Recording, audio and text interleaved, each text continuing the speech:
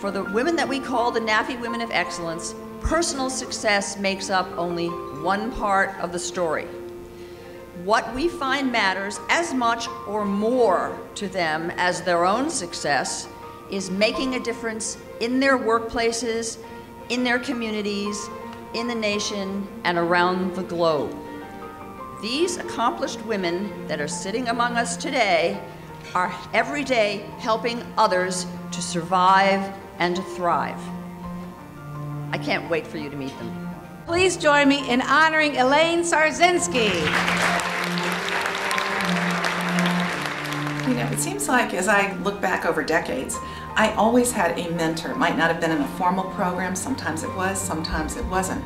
But I think what I used to do is observe and listen, and through that observation and those listening opportunities, I would try to hone my skills. So whether it was negotiation or learning about accounting or perhaps a little bit more about organizational behavior, I would just observe folks that were terrific doing it and try to really repeat what I saw. And I found that to be immensely helpful.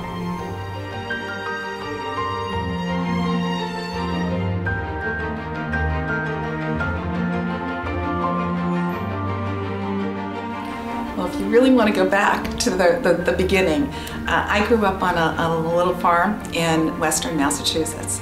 And so as a little girl, 5 and 6 years old, I was on that farm stand helping to sell produce. And so being a young child carrying a pumpkin and learning about customer service in order to put it in the back seat of a car so that that customer would come back to buy something else.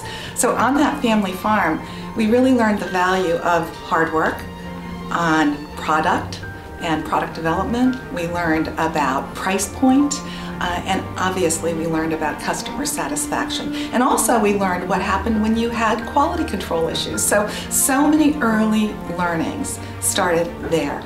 And that's what started my love of business, because I just, at a very young age, enjoyed producing something, manufacturing something, and selling something. And then of course enjoying the customer satisfaction.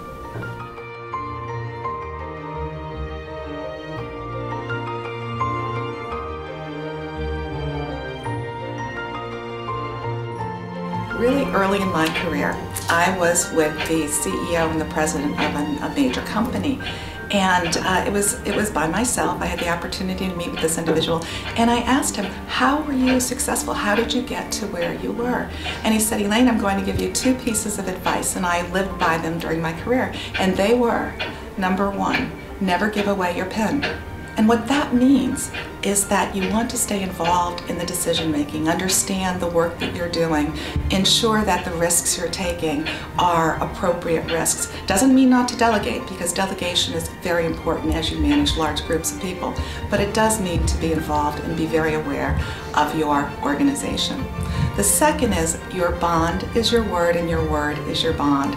And I love that phrase, and I've used it throughout my 30-year career, because what it means is if you say something, do it. And you must always ensure that your ethics, integrity, and really everything that you represent with your organization, whether it's in the nonprofit sector, the profit sector, education, wherever you are, you represent that organization.